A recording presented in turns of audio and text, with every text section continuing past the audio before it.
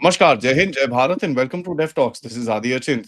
मेरे साथ हैं कल आरएसएन सिंह सर जो हमको एज यूजुअल एक बड़ा डिफरेंट सा एक एंगल बताएंगे अबाउट द F-35 जो भारत में फंसा हुआ है। सो लेट्स अंडरस्टैंड सर से क्या पीछे की कहानी है। नमस्कार सर, वेलकम टू शो। नादी, आपके और आपके दर्शकों को मेरा नमस्कार।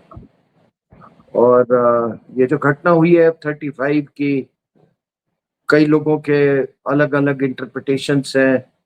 कोई कहता है कि ये इंडियन स्पेस में भारत के जो एयर डिफेंस जो नेटवर्क है उसको प्रोब करने आया था। कोई कह रहा है कि इसके एल्गोरिथम्स जो हैं वो लॉक हो गए, इत्यादि इत्यादि बातें। अब हो सकता है, मैं कंटेस्ट नहीं करने बैठा हूँ, लेकिन मेरी एक अपनी राय है। और मेरी राय से लोग कितना इत्तेफाक रखते हैं वो मैं दर्शकों के ऊपर छोड़ता हूँ। लेकिन कुछ तथ्य हैं, आपको तो मालूम है मैं तथ्यों के आधार पे बात करता हूँ।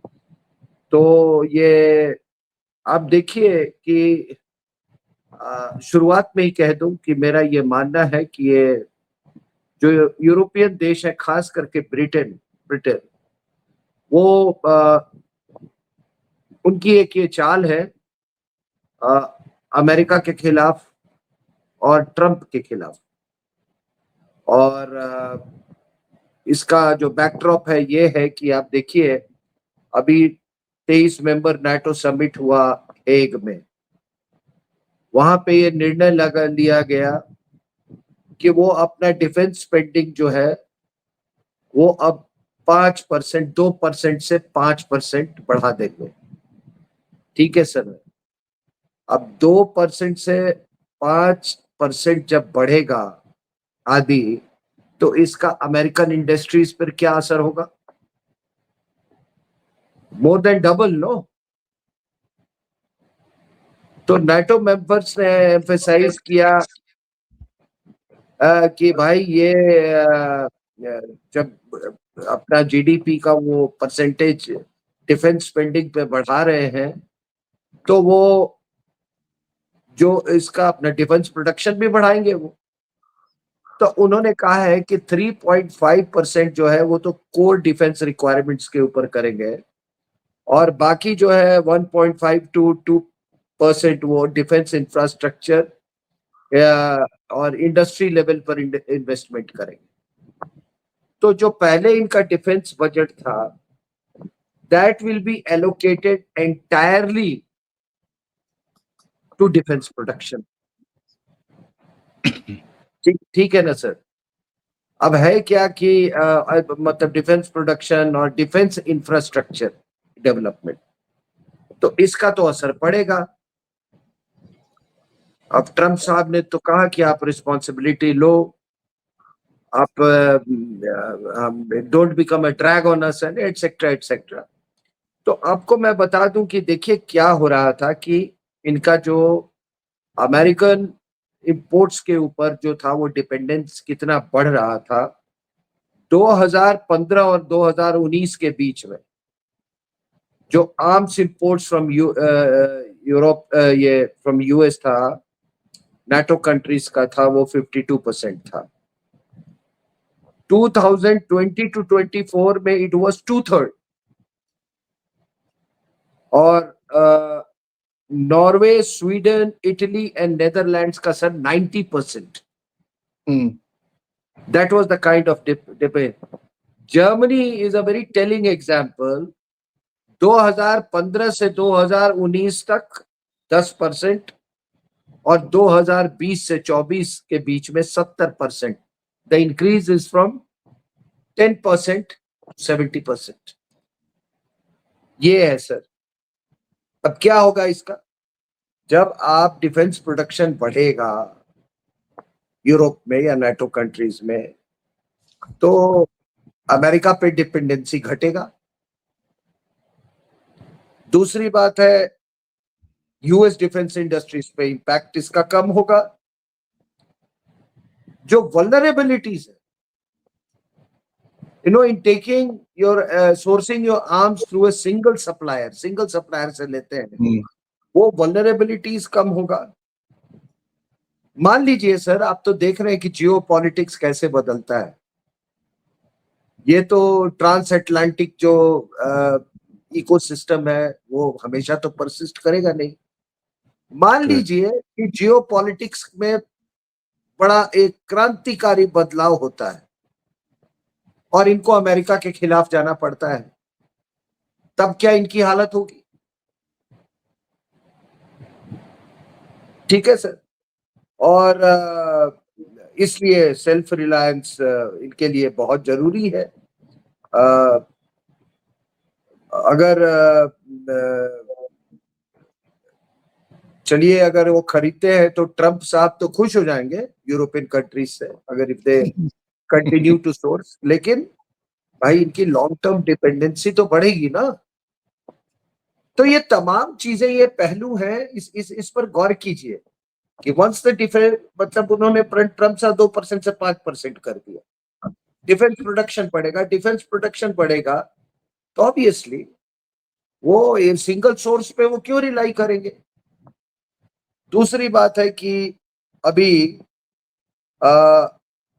ऑस्ट्रेलिया के एक्स पीएम मैल्कम टर्नबिल ने कहा कि एग्रेशन को डिटर करने के लिए सॉवरेन क्षमता चाहिए।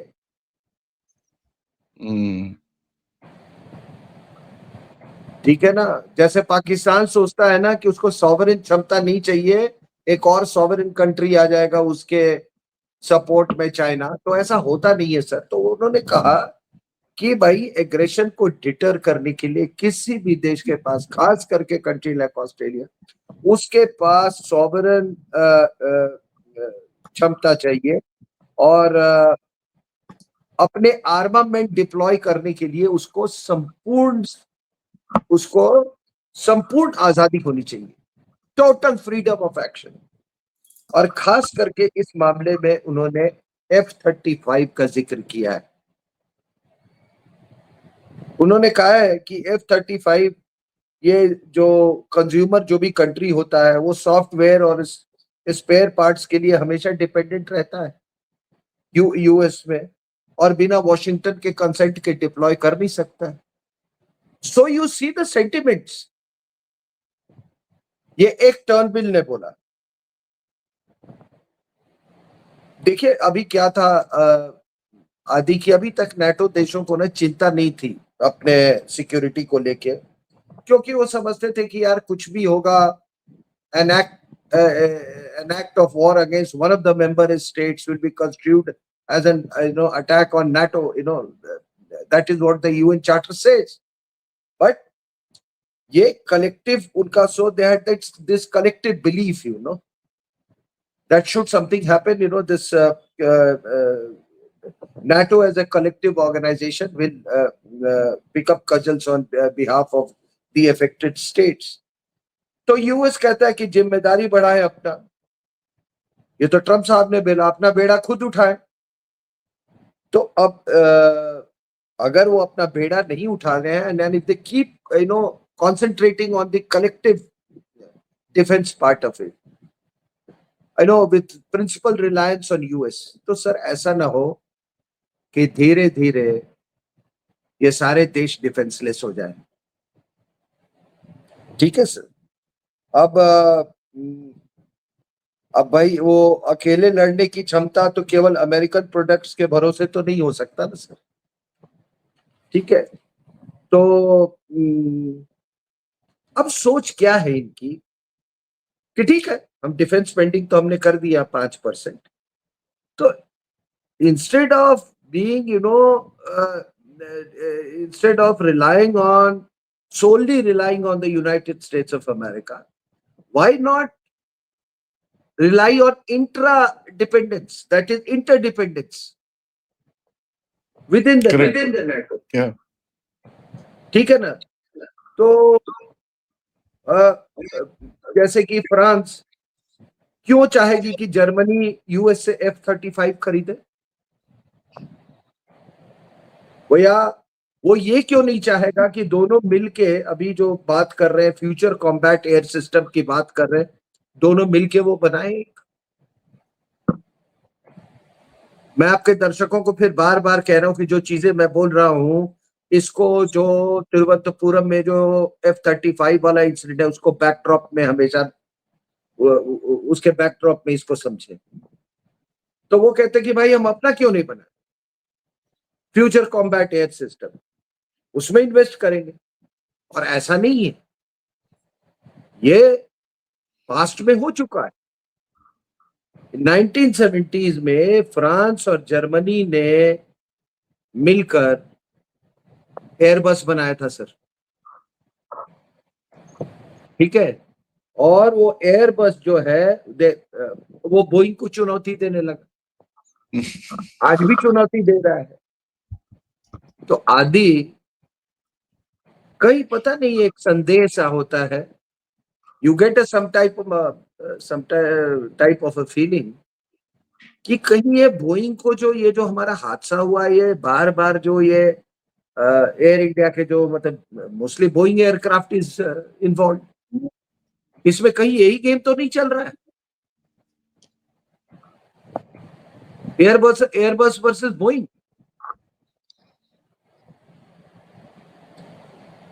Because the frequency of untoward incidents involving Air India fleet, Boeing fleet, that frequency is, I would say, it's ugly. It is too conspicuous to be labeled even as a conspiracy theory. Too stark. तो मैं ऐसे ही आपके सामने एक मैंने thought आपको आपके सामने रखा। अब हुआ क्या है आदि कि Portugal was two by F-35 from US, रद्द कर दिया। कनाडा भी 8 मतलब कोई 8 F-35 खरीदने का दोबारा सोच रहा था, वो प्रपोजल था। They have said that we will rethink the whole proposal. तो अब है क्या कि जो कंट्रीज जो है वो नाटो कंट्रीज, अभी पेरिस में जब एयर शो हुआ था तो फ्रांस और इटली ने अपना jointly produce AD system display किया था। करेक्ट। और वो उन्होंने अपना डेवलप किया है ताकि यूरोपियन फोर्सेस को अमेरिका का जो पेट्रियट है उस पर डिपेंडेंस कम हो। So all these things are happening and Marco Rubio उन्होंने खुल के कहा है कि अगर यूरोप अपना डिफेंस इन्वेस्टमेंट को लेकर अगर अमेरिका को इग्नोर करता है तो अमेरिका इसको नेगेटिवली व्यू करेगा। He has said this. अब कई इसमें यह है, कुछ लोगों का मानना है कि डिपेंडेंस तो किसी सूरत में रहेगा because the very scale at which America produces defense weapons or product, वो कभी ये लोग मैच नहीं कर सकते हैं। और so given that scale of operations of the defense industry of US, some people say, Radeon का मानना है कि this US footprints will continue। ठीक है। तो ये है सर, देखिए लॉकहीड मार्टिन का जो ये F-35 है उसमें बहुत सारे यूरोपियन कंपोनेंट्स हैं, उसको विश अवे नहीं किया जा सकता। लेकिन अगर इंडिजिनस आर्म्स मैन्युफैक्चरिंग अगर फ्रैगमेंटेड हो जाए तो उसका भी असर पड़ेगा नाटो पे। If it becomes too fragmented, उसका भी असर पड़ेगा। और फिर ये हुँ। ट्रांस अटलांटिक इंटीग्रेशन जो है उसका क्या होगा, उस इकोसिस्टम का क्या होगा। तो ये सारी तमाम प्रोस एंड कॉन्स है, लेकिन एक बात मैं आपको बता रहा हूँ कि द यूरोपियन कंट्रीज को जब इसने कोक्स किया to increase their defence spending, threaten किया, तो उसका ये एक असर हुआ है कि अगर वो मान लीजिए डिफेंस प्रोडक्शन बढ़ाते हैं, they will also look firstly अपना वो इंडिजिनस जो इंडिजिनस जो अपने को रीआर्मिंग करेंगे, वो तो एक है ही, वो बाहर में भी वो मार्केट ढूंढेंगे। जस्ट लाइक जैसे फ्रांस के जर्मन सबमरीन्स हैं, फ्रांस के आपने रफाल खरीदे, पहले मिराज था, ये वो हुँ। तो ये एक तरह का ये आपस में इसका कंपटीशन एक चल रहा है। ये एक बहुत बड़ा कदम है कि सडनली ये देश मोर देन डबल फ्रॉम 2 to 5% इन्होंने किया है, और ये सोचते हैं कि भैया अगर हमने किया है तो हमको भी अपना मतलब we can't be dependent on the US. अब इस बीच क्या हुआ है सर कि मेरी अपनी राय कि इसमें सबसे आगे स्टारमर है। स्टारमर जो है he has got what should I say uh, innate dislike and hatred for Trump. ठीक है ना सर। और यूक्रेन को लेके उसने वो जितना ये है एग्रेसिव है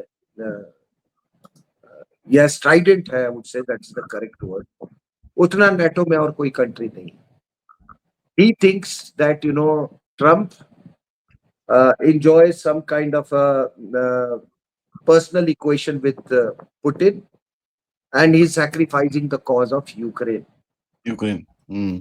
ठीक है, ये वो सोचता है, और इसलिए ये से मतलब he is acting in a way that you know he's a he is the spearhead as far as the NATO animosity with hmm, Russia is concerned. Hmm.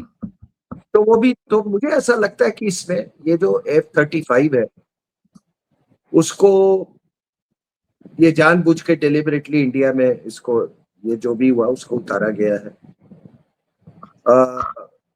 The shine has been taken away Yeah, out of for sure, F-35.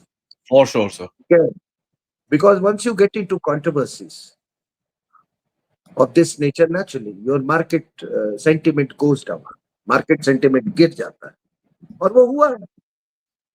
अब आप उसमें जो अटकलें लगाया वो ऐसे आया, वो इंडियन एयर डिफेंस को टेस्ट करा था, कोई ठोक देता तो, और कोई ठोकने को जस्टिफाइड होता। तो मेरी अपनी ये राय है, और मुझे लगता है कि ये कहीं ये जो बोइंग वाला जो हुआ ये हादसा, हुँ। और ये इसके इसके साथ ये कनेक्टेड है। एंड माइंड यू आई ये स्टारमर जो है he can go to any legs, he can go to any legs। ये बेसिकली ये पॉलिटिकल माफिया है ये, ठीक है ना सर। तो मेरी अपनी यही राय है कि F-35 के पीछे यही कारण है। It is NATO versus sorry the European countries जो कि NATO मेंबर्स हैं versus the United states of America, और खास करके it is UK versus USA, with Starmer playing a very very deceptive role in this whole affair। मैं अपनी बात यही समाप्त करता हूँ। आपकी कोई सवाल हो तो पूछिए। नहीं sir, this is quite ironclad actually. आपका जो लॉजिक है ना बड़ा आयरनक्लैड सा लगता है, तभी मैंने आपको रिक्वेस्ट करा कि एक मेरे को ज़रा आप ये समझाइए, बिकॉज़ जब हम फ़ोन पे बात कर रहे थे, आपने जो बोला that put me to thought. I said यार कुछ सेंस तो बनता है यहाँ पर, because there is a lot of tensions between Europe and all these guys. So interesting, sir. Thank you so much. Always a pleasure. आपसे सीख के और आपका पर्सपेक्टिव देके ऑडियंस से मेरा रिक्वेस्ट है आप अपना पर्सपेक्टिव कमेंट सेक्शन में जरूर दीजिएगा so that we also know what you guys are thinking. On that note, sir, thank you so much. Always a pleasure. Namaskar. Jai Hind. Jai Bharat.